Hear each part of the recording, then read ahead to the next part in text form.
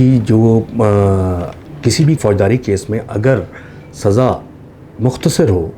Short sentence हो 2-3 साल की, तो वो तकरीबन as a right he suspend हो जाती है। इसलिए सस्पेंड हो जाती है क्योंकि इतना टाइम अपील की फ़िक्सेशन में लग जाता है। उसके फाइनल केसेस में जब अपना नंबर उसका आता है, तो वो इतना पीरियड उसमें केस की हियरिंग के अंदर लग जाता है। तो इसलिए नॉर्मली इसको सस्पेंड कर दिया जाता है क्योंकि इतनी शॉर्ट सेंटेंस होती है कि वो ऑलरेडी अंडरगॉन हो जाती है उसके अंदर। तो ये स्टैंडर्ड प्रैक्टिस है कि इतनी शॉर्ट टर्म जहाँ हो, ऑफेंस शॉर्ट सेंटेंस हो, किसी भी केस में किसी मुलजिम को मिली हो, तो वो कोर्ट सस्पेंड कर देती हैं। और अब यहाँ पर जो इस केस की जो और भी इम्पॉर्टेंट फैक्टर ये है कि ये कोई हीनियस ऑफेंस नहीं है, कोई बड़ा कोई क्रिमिनल ऑफेंस नहीं है। ये एक सिंपल एक डॉक्यूमेंट का मिस डिक्लेरेशन का एक डॉक्यूमेंट, जो उनका क्लेम ये है कि इसको तोशाखाना वाले गिफ्ट को डिक्लेयर नहीं किया गया था इलेक्शन कमीशन के गोशवारे के अंदर।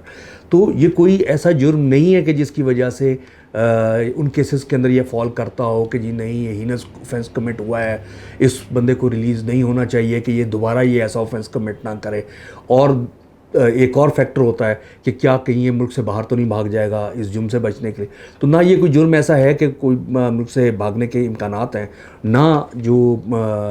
खान साहब हैं, ना उनकी ऐसी सिचुएशन है या उनका ऐसा कंडक्ट है पाकिस्तान से जाने का। तो कोई भी जवाज़ ऐसा सामने नहीं है जो किसी भी कोर्ट को कंपेल करे कि वो सेंटेंस ना दे। तो लिहाजा उम्मीद यही है कि जिस तरह स्टैंडर्ड प्रैक्टिस है, किसी भी केस में इतनी कम सेंटेंस हो तो वो सज़ा सस्पेंड हो जाती है। कि जब आप अपील करते हैं, क्रिमिनल सज़ा के ख़िलाफ़ अपील करते हैं, तो आप साथ जिस तरह आम किसी पिटीशन में आप स्टे की एप्लीकेशन देते हैं, तो इसी तरह इसके अंदर क्रिमिनल केसेस के अंदर आप सस्पेंशन ऑफ सेंटेंस की एप्लीकेशन देते हैं। तो यहाँ जो एक इम्पॉर्टेंट चीज़ आएगी वो ये है कि मेरे ख्याल शायद कोई भी बज़ाहिर लगता नहीं है कि कोई भी इनको खान साहब को जेल में रखने में इंटरेस्टेड हो, इसलिए एक छोटे से केस के अंदर ये सज़ा हुई है। असल पर्पस जो बज़ाहिर लगता है वो उनको इलेक्टोरल प्रोसेस से दूर रखने के लिए लगता है। तो यहाँ अब इनके वकला को, खान साहब के वकला को ये चीज़ देखनी पड़ेगी कि जब वो सस्पेंशन ऑफ सेंटेंस के लिए जाएँ तो सिंपल सस्पेंशन ऑफ सेंटेंस की इस्तदा अदालत से ना करें, बल्कि सस्पेंशन ऑफ द जजमेंट की इस्तदा करें। क्योंकि अगर सस्पेंशन ऑफ जजमेंट नहीं होती, यानी जो फैसला है एडिशनल डिस्ट्रिक्ट एंड सेशन जज का, अगर वो मअतल नहीं होता, फुल फैसला और सिर्फ सज़ा मअतल होती है, जो पीरियड सज़ा से मुराद ये है कि जो सेंटेंस मिली है, क्योंकि क्रिमिनल ट्रायल के दो हिस्से होते हैं, जब डिसीजन के दो हिस्से होते हैं। एक होता है कि अदालत इस नतीजे से पर पहुंचती है कि क्या कन्विक्शन इस एक्यूज को कन्विक्ट किया जाए या नहीं, गिल्टी है या नॉट गिल्टी। जो वो होल्ड करता है कि ये गिल्टी है उस ऑफेंस की, तो वो होती है कन्विक्शन। फिर कि इस जुर्म की सज़ा कितनी देनी है, वो है सेंटेंस। तो उस जजमेंट के जो दो पार्ट्स हैं, कन्विक्शन और सेंटेंस के, तो उसमें जब सज़ा सस्पेंड होती है तो सिर्फ वो, यानी कि जो अरसा आपको जेल में गुजारना है, वो सस्पेंड होती है। तो यहाँ इनका पर्पस जो है वो सिर्फ सस्पेंशन ऑफ सेंटेंस से पीटीआई का पर्पस फुलफिल नहीं होगा, उनका मकसद पूरा नहीं होगा। उनको चाहिए कि वो सस्पेंशन ऑफ जजमेंट के लिए, सस्पेंशन ऑफ ऑर्डर के लिए मूव करें, वरना तो सज़ा सस्पेंड हो जाएगी, खान साहब बाहर बेल पे बॉन्ड जमा करा के, छोटी बॉन्ड जमा करा के आ जाएंगे, लेकिन वो इलेक्शन नहीं लड़ सकेंगे। इसलिए आई होप कि उनके वकला भी डेफिनेटली इस कानूनी पोजीशन को देख रहे होंगे और आईनी पोजीशन को, तो वो यकीनन इसकी सेंटेंस की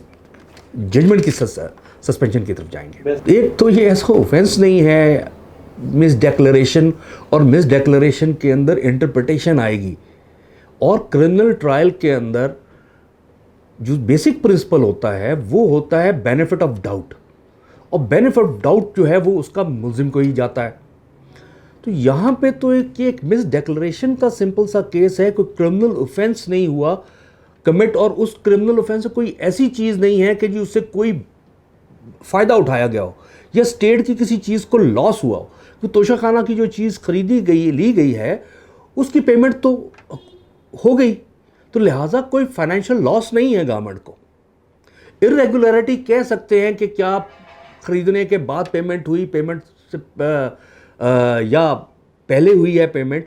वो अगर कोई आगे पीछे भी होगा तो इर्रेगुलरिटी तो हो सकती है कोई, लेकिन इलीगैलिटी नहीं होगी। और कोई गवर्नमेंट को 1 रुपये का भी लॉस कंसिडर नहीं होगा, क्योंकि जो जिस तरह रिकॉर्ड पर आया लॉ में, इन्होंने अमेंडमेंट कराई थी और उसके बाद पहली दफ़ा हुआ था कि 50% पेमेंट करके तो ली जाएगी। तो जो असेसमेंट करते हैं, अगर कोई क्वेश्चन बनेगा कि असेसमेंट गलत हुई है, तो जो लोग कैबिनेट उस कमेटी के मेंबर्स थे जिन्होंने असेसमेंट की है, फिर उनका कसूर है। उनको तो किसी को इस केस में शामिल तफ्तीश नहीं किया गया। इसका मतलब है कि प्रोसिक्यूशन को, स्टेट को इसकी असेसमेंट के होने पर कोई इतराज़ नहीं है कि असेसमेंट गलत हुई है, यानी असेसमेंट डिस्प्यूटेड नहीं है, तो सिर्फ उसको गोशवारे में मेंशन ना करने का है। और जो हमने, क्योंकि डेफिनेटली उस केस में काउंसिल तो नहीं है, लेकिन जो मीडिया पे देखा है और जो चीज़ें सामने आती रही हैं, जो उनके वकला की स्टेटमेंट्स आती रही हैं कि इनकम टैक्स के गोशवारों में वो मेंशन है वो प्रॉपर्टी एसेट। इसी तरह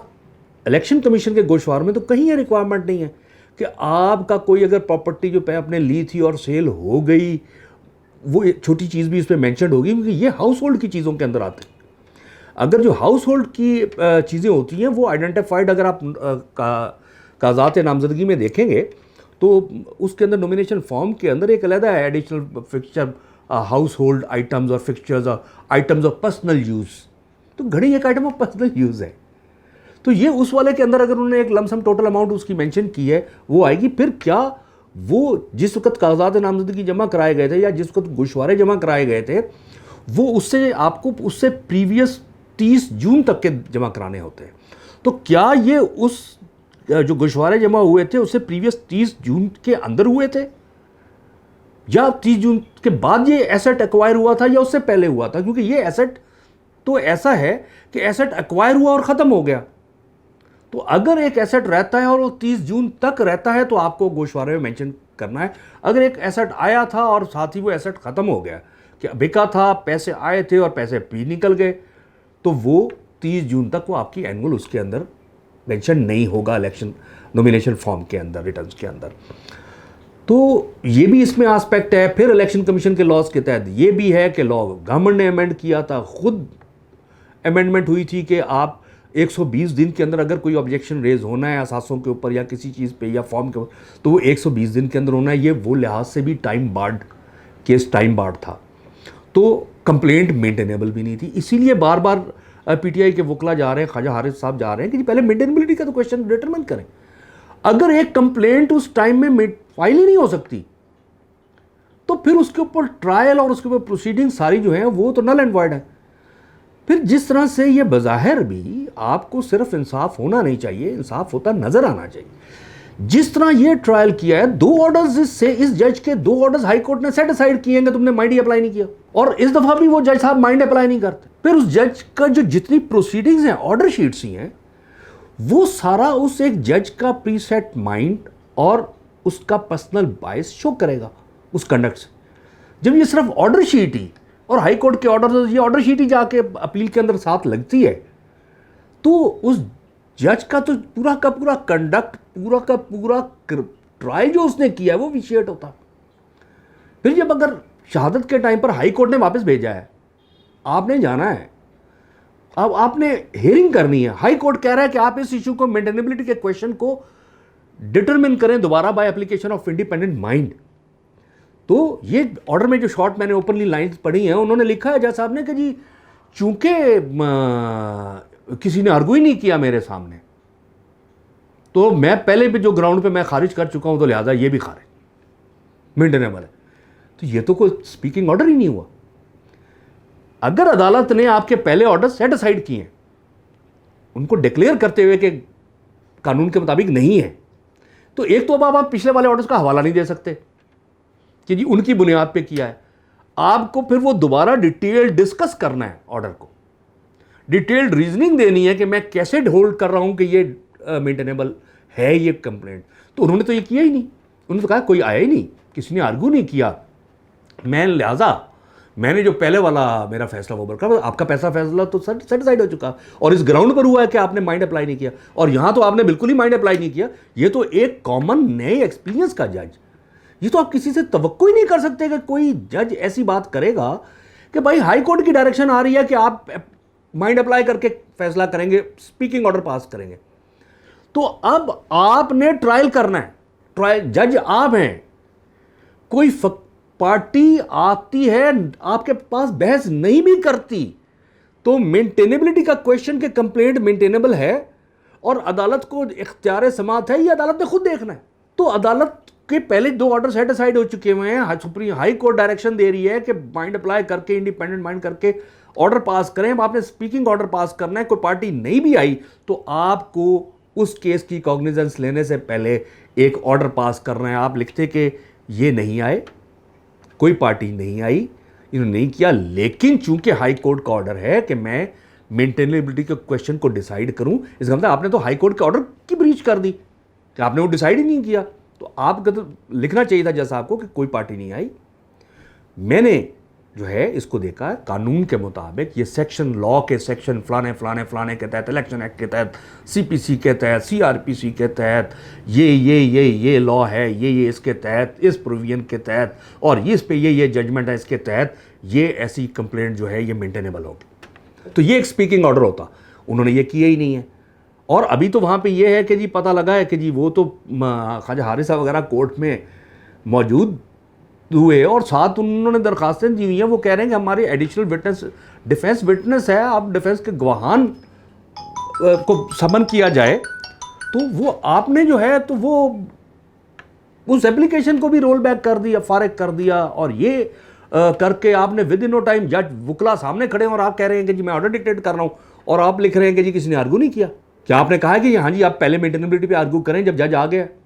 और आपको पता है कि आपको हाई कोर्ट की डायरेक्शन है? तो ये एक ऐसा कंडक्ट है कि मेरे ख्याल में ऐसा रवायत, अगर ऐसी रवायत को कोर्ट्स ने, सुपीरियर कोर्ट्स ने, हाई कोर्ट ने और सुप्रीम कोर्ट ने अलाउ किया, तो ये एक ऐसी गलत मिसाल कायम हो जाएगी कि जो बहुत नुकसानदेह है। यह आज आने वाले लोगों के लिए ही नुकसानदेह नहीं है, जो आज लोग इसको फेस कर रहे हैं सिर्फ उनके लिए नुकसानदेह नहीं है। या आप ऐसी रवायत को जन्म दे रहे हैं कि आने वाले हर लोगों के लिए ये नुकसानदेह होगी, और एक ऐसी क्रिमिनल ज्यूरिस्प्रूडेंस आप डेवलप कर रहे हैं जो तमाम हम वकला को और तमाम जो पाकिस्तान की अवाम है उनके लिए गलत रवायत एक ऐसी चीज़ होगी, और एक ऐसा तासुर एक ऑर्डर से, जिस ऑर्डर से ही अगर और कानून के मुताबिक आपको सुप्रीम कोर्ट की जजमेंट्स हैं कि आप जो है आपको जज की बदनीयती या किसी कॉम्पिटेंट अथॉरिटी की बदनीयती साबित करने की ज़रूरत नहीं है अगर वो ऑर्डर विदाउट लॉफुल अथॉरिटी। तो इसका मतलब है ये ऑर्डर, इस ऑर्डर को कि आपको जज की या कोर्ट की बदनीयती साबित करने की ज़रूरत नहीं, ऑर्डर विदाउट लॉफुल अथॉरिटी है। और जो जिस तरह से प्रोसीडिंग्स हैं, तो इसका मतलब है कि ऑर्डर, जो इनका ग्राउंड, जो सबसे बड़ा ग्राउंड होगा पीटीआई गवर्नमेंट का होना चाहिए, इनके काउंसिल्स का होना चाहिए अपनी अपील में, वो यही होना चाहिए कि ऑर्डर की जो बदनीयती है, मेलाफिडीज है ऑफ द कोर्ट, वो पूरी प्रोसीडिंग से नज़र हो रही है कि वो, और उससे बड़ी चीज़ जो है कि अनड्यू हेस्ट है, अनड्यू हेस्ट इसके अंदर। तो इस चीज़ को मद्देनज़र रखना बहुत ज़्यादा ज़रूरी है, और मुझे नहीं लगता कि ये ऑर्डर कोई भी सेंसिबल जज जो है अपील के अंदर इसके ऊपर इस ऑर्डर को सस्टेन कर सकेगा। देखिए वो तो ये होगी कि ये 3 साल की जो है जहाँ मुद्दत नहीं है, तो इसमें तो चूंकि सज़ा होगी तो सज़ा के बाद 3 साल, ये तो वो सज़ाएँ हैं ना, तो इनमें तो 3 साल की मुद्दत डिस्क्वालिफिकेशन के लिए है कि 2 साल और 3 साल अगर सज़ा हो गई आपको तो 3 साल के लिए आप डिस्क्वालीफाई होंगे। तो और इलेक्शन एक्ट के तहत है कि अगर कंसीलमेंट आपने कोई एसेट की है तो फिर उसकी तहत 5 साल की डिस्क्वालिफिकेशन कोर्ट ने नहीं देनी है। डिस्क्वालिफिकेशन अदालत नहीं ना वो कर सकती कि 5 साल के लिए आप डिस्क्वालीफाई हो गए। उस 5 साल के लिए डिस्क्वालिफिकेशन का इख्तियार कानून के तहत इलेक्शन कमीशन ऑफ पाकिस्तान को है कि जो जजमेंट है, जो ट्रायल होकर जाएगी, ये जजमेंट जाएगी इलेक्शन कमीशन के पास। इलेक्शन कमीशन जो है उसको सामने रख के इलेक्शन कमीशन ने डिक्लेयर करना है इलेक्शन एक्ट के तहत कि ये मैं इसको डिक्लेयर करता हूँ up to the period of जो है 3 ईयर्स तक, 5 ईयर्स तक डिस्क्वालिफिकेशन का वो इलेक्शन कमीशन का इख्तियार है। और जहाँ तक वो अमेंडमेंट है आइन की, लॉ की, वो अनकॉन्स्टिट्यूशनल है। और अगर मेरे ख्याल अगर पीटीआई के वकला ने उसको चैलेंज किया कोर्ट में, वो जजमेंट्स, वो प्रोविजन स्ट्राइक डाउन हो जाएगी। इसलिए कि ये अगर ये चीज़ लॉ मौजूद होता जिस वक्त हाई कोर्ट ने सुप्रीम कोर्ट ने जजमेंट्स पास की हैं, अगर ये उस वक्त ये लॉ होता और तो ये वो जजमेंट्स ना आती तो हो सकती है। अब यहाँ आइन में मौजूद है एक पी क्लॉजेज हैं 62-63 में कि जी इस जुर्म की सज़ा इतने साल है, ठीक है, और ये इतने साल तक, यानी इस जुर्म में अगर कोई सज़ा याफ्ता है तो इतने साल के लिए नाअहल है। अब जिस तरह कि राइचियस सगेशियस और जो है कोई शख्स नहीं है, राइचियस सगेशियस नहीं है, डिसऑनेस्ट है, तो उसके लिए क्वालिफिकेशन में पीरियड मौजूद नहीं है। अब जब आइन में कुछ जगहों पे पीरियड मौजूद है, कुछ जगहों में पीरियड मौजूद नहीं है, और सुप्रीम कोर्ट के आइन को सुप्रीम कोर्ट ने जो है सुपीरियर कोर्ट ने इंटरप्रेट करना है। सुप्रीम कोर्ट जजमेंट दे चुकी है, उसको इंटरप्रेट कर चुकी हुई है कि जहां आइन में पीरियड मेंशन नहीं हुआ तो वो, इसका मतलब है वो लाइफ टाइम है। आइन इंटरप्रेट हो गया, सुप्रीम कोर्ट ने कर दिया, आइन में जहां कोई पीरियड प्रोवाइडेड नहीं है वो लाइफ टाइम है। जिस तरह मियाँ साहब को बेनिफिट देने के लिए अगर कोई पीएमएलएन की या किसी और को बेनिफिट देने के लिए किया गया है तो वो लाइफ टाइम की डिस्क्वालिफिकेशन कोर्ट्स के ऑर्डर्स के जरिए हुई है, सुप्रीम कोर्ट के ऑर्डर के जरिए। अब आपको आइन में ही तरमीम करनी पड़ेगी कि आपको आइन के तहत उस प्रोविजन में अमेंड करना पड़ेगा कि उसके आगे की पीरियड ऑफ डिस्क्वालिफिकेशन लिखनी पड़ेगी, क्योंकि आइन की प्रोविजन को आप लॉ की प्रोविजन से इंटरप्रेट नहीं कर सकते, क्योंकि कोर्ट कह चुकी है कि उसका मतलब है आइन बनाने वालों की मंशा थी कि ये लोग तो ताहयात नाअहल हों,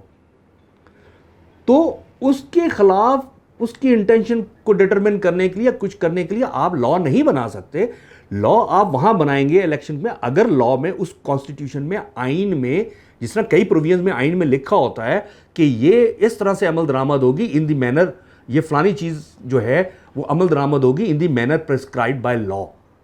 के कानून के तहत जो प्रोसीजर प्रोवाइड किया उसके मुताबिक। अगर आइन में ये चीज़ लिखी हुई है तो आप उस पर फिर कानून बना सकते हैं, पार्लियामेंट बना सकते हैं। लेकिन अगर आइन में नहीं लिखी तो फिर आप उस पर कानून नहीं बना सकते। यहां आइन डिटरमिन कर रहा है और आइन को सुप्रीम कोर्ट ने इंटरप्रेट कर दिया है कि यह लाइफ टाइम ताहयात नाअहली है, तो पार्लियामेंट के पास इख्तियार नहीं है कि आम सादा कानून के जरिए एक डिस्क्वालिफिकेशन का पीरियड खुद से प्रोवाइड कर दे। तो ये आपको या तो सुप्रीम कोर्ट में जाना पड़ेगा गवर्नमेंट को और सुप्रीम कोर्ट से ऑर्डर लेना पड़ेगा और सुप्रीम कोर्ट अपनी वो प्रीवियस जजमेंट जो हैं उनको ख़त्म कर दे और ये कह दे कि चूंकि लॉ मैंने ये प्रोवाइड कर दिया है तो लिहाजा ये इसको ट्रीट किया जाए आइंदा के लिए, ठीक है ना, तब हो सकता है। और अगर नहीं है तो फिर इस लॉ की कोई हैसियत नहीं, इस प्रोविजन की जो अमेंडमेंट हुई है उसकी कोई हैसियत नहीं, लीगल हैसियत नहीं है।